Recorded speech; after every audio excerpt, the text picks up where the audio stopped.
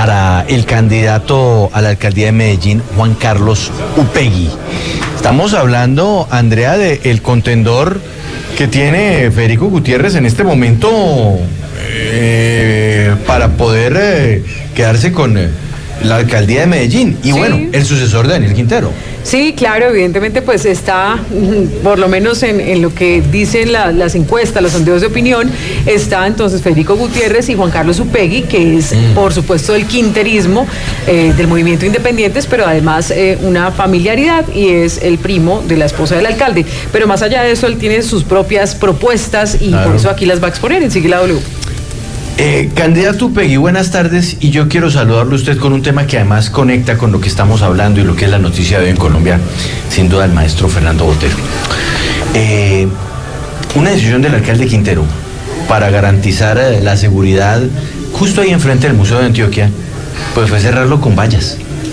Unas vallas que terminan, no voy a decir privatizando, pero sí cerrando el acceso al espacio público. ¿Usted no cree que la memoria de Fernando Botero, que además adornó esa plazoleta con muchas esculturas, todas muy bellas, merece no estar encerrada por vallas? Que eso es un atentado contra el arte y un atentado contra el espacio público. Buenas tardes. Pues buenas tardes, Juan Pablo, un saludo muy especial para toda la audiencia de la W. Esta mañana nos levantamos con una noticia muy triste para todo Medellín, para todo el país, que se haya ido nuestro maestro Fernando Botero. Un orgullo para la región, un orgullo también para el arte del mundo. Obviamente nos tiene de luto y la ciudad ha declarado 7 días de luto por la pérdida de nuestro maestro. Aquí tenemos que unirnos todos para honrar la memoria de su obra, de su compromiso con la ciudad y, por supuesto, hacer todas las acciones que sean necesarias para la preservación de su obra, de su patrimonio, de sus esculturas. La Plaza Botero ha venido recuperando quizás uno de los procesos más difíciles de pérdida que tuvo el centro de la ciudad. 1.800.000 personas la han visitado en los últimos meses, y obviamente lo que todos queremos es que estas medidas puedan ser lo más pronto posible transicionales para que todas las plazas de Medellín, en general, y el espacio público, sea para el disfrute y el goce de la ciudadanía, de las familias y de los turistas, porque Medellín es hoy una ciudad turística que solo en el 2022 nos visitaron más de 1.400.000 personas, y eso se trata también todo este proceso que tenemos que hacer para cuidar nuestro patrimonio público y el legado de un artista de la talla de Fernando Botero. Sí, pero no me respondió. ¿Es o no es un atentado contra el espacio público y contra la memoria del maestro Botero mantener un espacio como ese cerrado? Juan Pablo, la Plaza Botero está en una situación difícil, estaba presa de los delincuentes, tenía un abandono producto también de diferentes delitos que se venían cometiendo. Entonces, eso fue una medida que no ha sido sencilla, obviamente no es lo que quisiéramos, sin embargo, ha permitido, y los comerciantes hoy en la Plaza Botero lo reconocen. Inclusive ha habido un proceso de trabajo, de armonización, de acompañamiento mediante Capital Semilla, han aumentado los turistas, han bajado las denuncias por atracos, por diferentes delitos. Entonces, obviamente, entendemos que la ciudad quiere dar una discusión. Yo en este momento quisiera, por supuesto, que nuestra administración podamos tener todas las plazas de Medellín completamente abiertas, y el día de hoy, pues, que es un día triste para la ciudad de Medellín, hacerle un homenaje muy sentido a nuestro maestro Fernando Botero. Bueno, adentrémonos ahora en la política de Medellín. Y pues es que hay muchos que ven a usted como una especie de repetición de Daniel Quintero. Voy a hacer una comparación un poquito odiosa. No sé si usted ha visto una película que se llama Austin Powers, en donde el malo es el doctor, bueno, no vamos a decir el apellido, y hay un mini del doctor que es el protagonista. ¿Usted es el mini Quintero? Bueno, nosotros hemos construido una candidatura muy bonita que ha venido creciendo en los últimos meses. Hace un año lanzamos nuestra candidatura y hoy estamos en el segundo lugar en las encuestas. En este momento, muchas de ellas nos ubican por encima de los 12, 13, 14 puntos, lo cual habla de más de 120.000 medellinenses que el día de hoy votarían por nosotros. Y por eso también quiero hablarles a quienes aún no nos conocen. Yo soy Juan Carlos Upegui, soy filósofo de la Universidad Nacional. Tuve el honor de ser secretario de despacho del distrito de Medellín. Pero candidato. Primero que todo, esto usted ya nos lo dijo en una entrevista anterior. Candidato. Esto usted ya me lo dijo en una entrevista anterior. Yo le hice una pregunta directa. Respóndame de manera directa. Yo le estoy preguntando, candidato, si a usted le parece bien o no le parece bien que le digan que usted es el mini-mí de Quintero. ¿Me lo puede responder, por favor? Eso es un ataque que me hacen los uribistas en la ciudad, que me hacen las personas que están en contra de un movimiento que ha sido juvenil, que se creó hace más de 10 años. Nosotros estamos reclamando un derecho a participar en política y lo vamos a hacer con las organizaciones sociales que nos apoyan, con las organizaciones comunitarias, y lo vamos a hacer de forma festiva, alegre. Ante los ataques, obviamente, y las mentiras, pues vamos a responder desmintiendo y contando la verdad. Pero nuestro movimiento, que es un movimiento independiente, es que tiene un proceso de participación en diferentes lugares de Colombia, que tiene una agenda clara de protección del patrimonio público. Y lo que yo quiero decirle a la ciudad en este momento es que si la elección se va a decantar entre quienes se han robado el patrimonio público durante los últimos 20 años y los que lo hemos defendido, yo estoy del lado de los que lo hemos defendido, de los que sacamos adelante Hidroituango, de los que entregamos computadores a los jóvenes cuando no tenían la oportunidad, de los que sacamos adelante matrícula cero.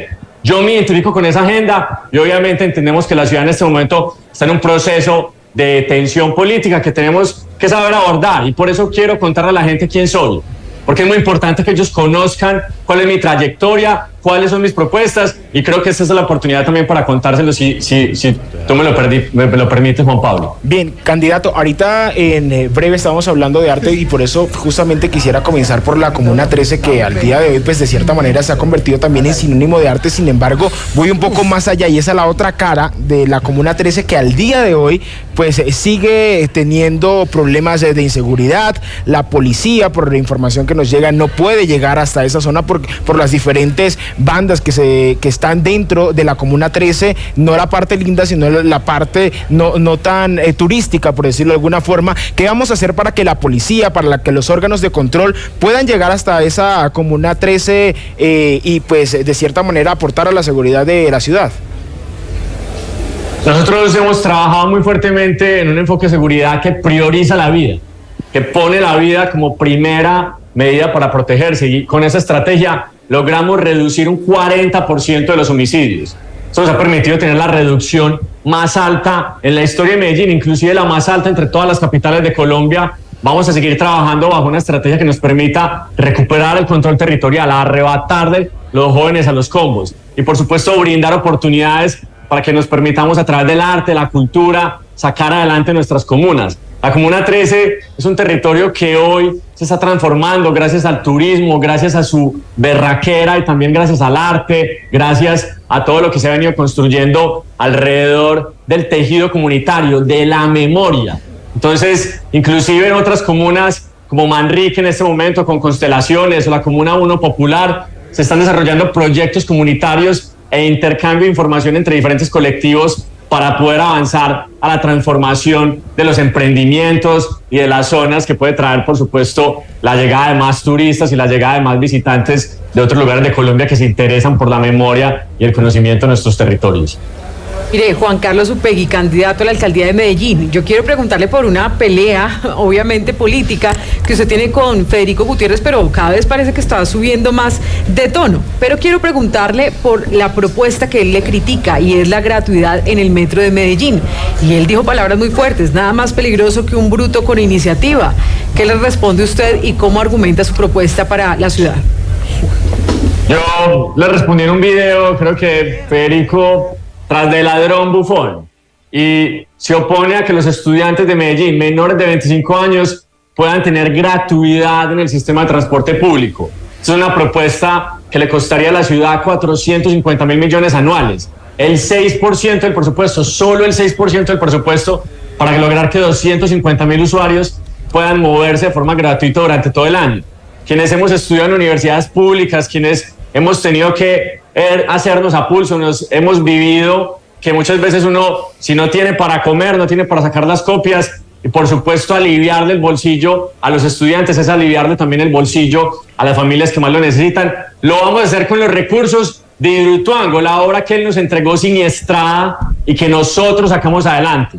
Una obra que estaba completamente destruida y que nosotros pusimos a funcionar y que en este momento ya le está entregando a la ciudad y que se está proyectando también que en los próximos 4 años le transfiera al distrito de Medellín alrededor de 15 billones de pesos. Entonces de ahí vamos a sacar los recursos. Creemos que esta propuesta tiene un sentido social muy importante por la importancia que tienen los estudiantes en la ciudad de Medellín.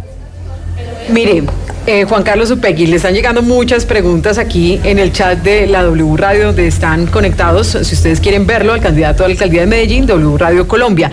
Quiero dejarle una pregunta en punta, pues además porque usted dice, sí, necesitamos la gratuidad, pero me queda debiendo la justificación de dónde va a sacar este dinero, este presupuesto, porque eso suena muy bonito, por supuesto, pero pues, Andrea, ¿será solamente populismo? Usted nos va a aclarar exactamente dónde van a sacar esos recursos. Mira, hace 4 años nos decían que era imposible entregarle computadores a los estudiantes, que era imposible la matrícula cero para los estudiantes de las universidades públicas, que era imposible el metro del 80. Nosotros vamos a destinar los recursos que están contemplados en el marco fiscal de mediano plazo para el próximo cuatrenio alrededor de 31 billones de pesos, que es una cifra conservadora porque podrían ser más con la puesta en funcionamiento de Hidroituango. Entonces lo que nosotros le estamos diciendo a la ciudad es que este es un programa que puede costar 500 mil millones de pesos anuales, beneficiar 250 mil usuarios y que solo sería el 6% del presupuesto anual de Medellín. Ya otros países lo han hecho como Luxemburgo, Holanda tiene esta medida desde 1991 y lo hacen precisamente porque es que financiar los estudiantes es financiar nuestro futuro, creer en la educación es la mejor inversión que podemos hacer como sociedad. Entonces tenemos contemplados los recursos, sabemos que es una medida muy interesante y la vamos a sacar a cabo como lo hemos hecho con las otras propuestas que hemos hecho en el pasado. Usted dice que entonces van a destinar del presupuesto, pero especifíqueme de dónde sacarían, a qué área, a qué secretaría o bueno, a qué presupuesto ustedes le recortan para solventar esta propuesta de gratuidad en el metro de Medellín. Eso no me queda claro. Es que no hay que recortar presupuesto, por eso recuerdo que con la puesta en funcionamiento de Hidroituango, la ciudad está esperando 15 billones de pesos adicionales a los que se están contemplando en el marco fiscal de mediano plazo. Gracias a la entrada en funcionamiento precisamente de las 2 primeras turbinas, ya la EPM ha generado 880 mil millones de pesos. Entonces, lo que estamos hablando es de cómo vamos a invertir esos recursos que nos llegan de EPM, que son transferencias adicionales en, obviamente, obras sociales. Con esto no solo vamos a financiar la gratuidad en el metro para estudiantes menores de 25 años, también vamos a financiar Tren del Río, también vamos a construir 5 nuevos metrocables. Medellín es una ciudad que tiene un presupuesto suficiente para invertir en obras grandes de infraestructura, en acompañamiento social y, por supuesto, en mejorar la movilidad de nuestra ciudad.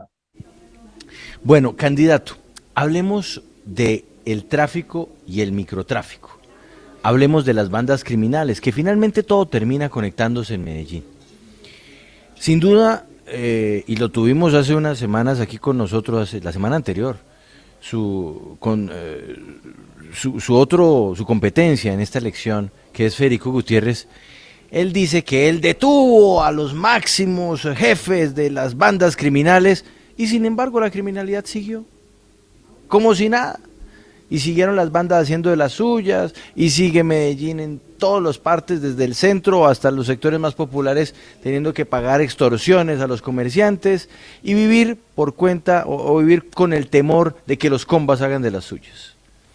Dice él que volverá a capturarlos, pero ¿de qué sirve capturarlos si luego sigue funcionando el negocio? ¿Usted qué hará con los combos? ¿Usted qué va a hacer para acabar con ese flagelo que aterroriza a Medellín, que es el de los delincuentes que están en todas partes? Bueno, lo primero es no aliarse con ellos, como sucedió durante la administración de Federico Gutiérrez, que su secretario de Seguridad le enviaba información a la terraza, le enviaba información a la oficina, cuadraban operativos para aumentar la percepción de seguridad. Esto no puede volver a ocurrir en Medellín, que una administración tenga alianzas con grupos criminales y ya la justicia determinó que el secretario de Seguridad de Federico Gutiérrez durante su administración fue culpable de estos vínculos. Aquí lo que tenemos que hacer también es reconocer que hay unas problemáticas muy complejas sucediendo en nuestra ciudad. Yo estoy muy preocupado por la llegada del fentanilo.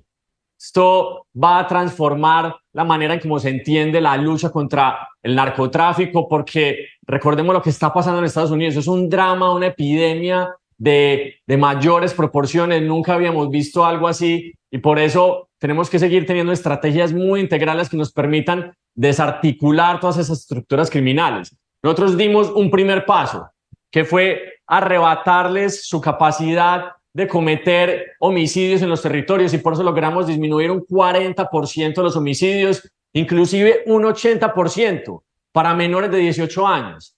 Aquí lo que tenemos que hacer es dar el segundo paso, es desarticular obviamente sus finanzas ilegales, tener en cuenta cómo podemos arrebatarle también desde una perspectiva de salud pública, que se está alineando también con varias voces que se están construyendo desde el gobierno nacional y desde todos los lugares del mundo, en donde cambiemos ese enfoque de la lucha contra las drogas que solo tiene en cuenta la criminalización del consumidor y que no hay un acompañamiento adecuado en términos de salud mental, en términos de prevención. Entonces, tenemos que tener una mirada muy integral del problema que nos permita tener, a través de la autoridad y una presencia muy fuerte de la fuerza pública, a través de sus organismos de inteligencia para poderlos juzgar y también, por supuesto, todo lo que tiene que ver con la prevención y los temas educativos que nos permitan, obviamente, contener este tipo de consumos y este tipo de problemáticas que hemos vivido durante tantas décadas. Candidato, pero yo voy de hecho un poco más atrás. Antes de que muchas de las personas que al día de hoy están en bandas criminales, que de hecho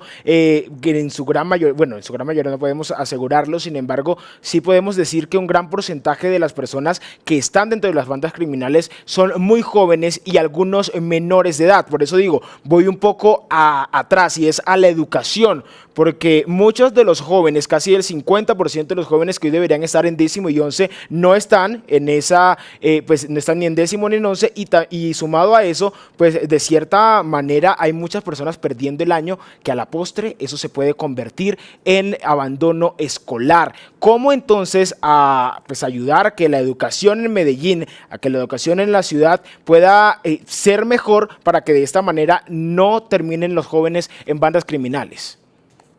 Ahí tienes toda la razón, la educación tiene que ser una estrategia integral para precisamente crear esas condiciones de convivencia pacífica en los barrios, en los territorios. Yo soy hijo de un profesor de colegio público, entiendo muy bien cómo las instituciones educativas han sido la contención de la violencia y un montón de problemáticas sociales en los territorios. Y también hay algo que me ha parecido muy interesante y es que con la estrategia de los computadores, con más de los 131.000 computadores que entregamos, los jóvenes están queriendo permanecer en el sistema educativo porque sienten que en la escuela les van a dar un computador. Entonces es una estrategia de permanencia muy interesante. Sin embargo, tenemos que seguir mejorando la infraestructura educativa, teniendo la pertinencia en la educación postsecundaria para que se conecten con el mercado laboral. También, obviamente, darle continuidad a la matrícula cero y que nuestros jóvenes bachilleres puedan encontrar oportunidades educativas una vez terminan el colegio. Y a partir de acá también entender que la educación solo se puede transformar si ponemos a los maestros en el centro, y entendiendo eso vamos a tener todas las becas para que estudien posgrados, acompañamiento en salud, acompañamiento en vivienda.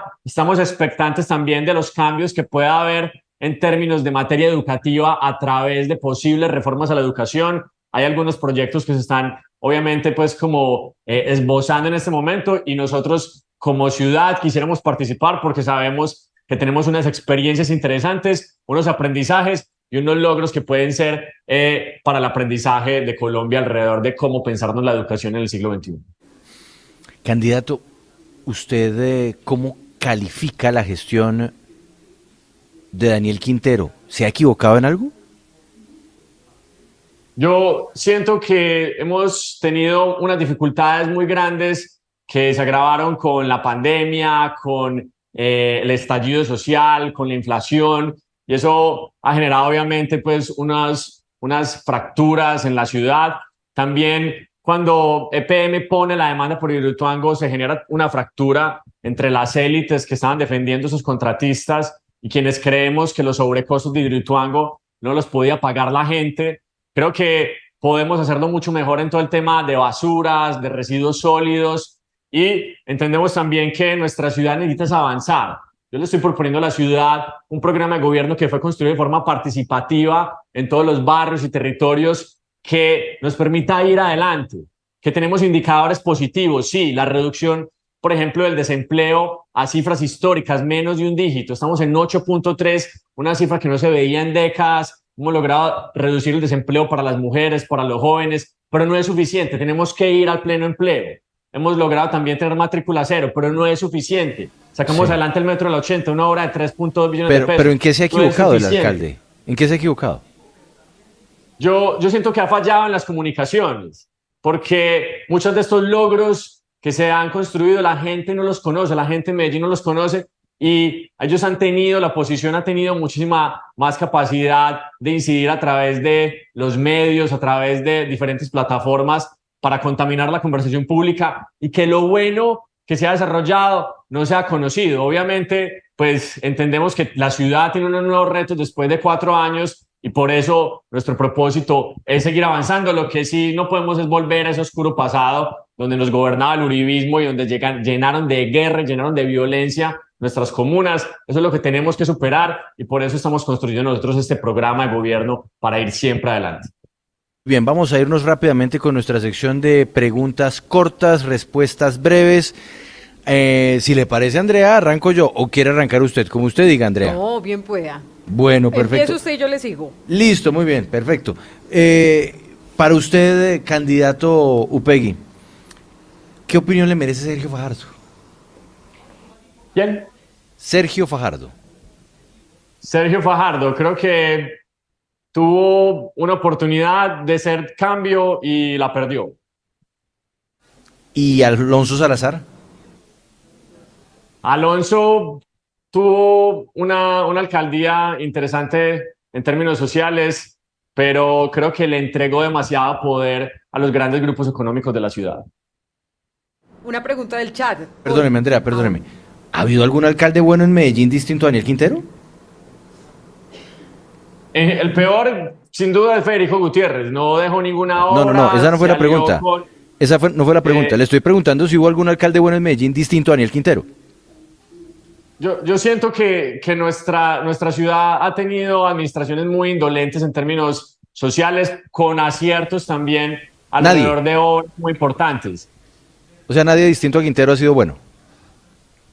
Mi visión alrededor del pasado de Medellín, pues, tiene una visión crítica que yo creo que también tiene que incluir a Daniel. Yo no estoy diciendo que la alcaldía de Daniel haya sido perfecta, ni mucho menos. Miren, la alcaldía de Aníbal Gaviria fue una alcaldía buena, que hizo cosas interesantes, pero vendió la mitad de UNE. Entonces, ahí nos encontramos con ese lunar. Fajardo, por ejemplo. Entonces, hizo cosas muy interesantes, posicionando la educación como una prioridad para el distrito, pero permitió que se transformaran los diseños de Hidroituango y terminó generando estos desastres. En general, yo lo que creo es que en los últimos 20 años hemos visto que unas decisiones de los alcaldes y los gobernantes le han hecho perder a la ciudad cerca de 20 billones de pesos.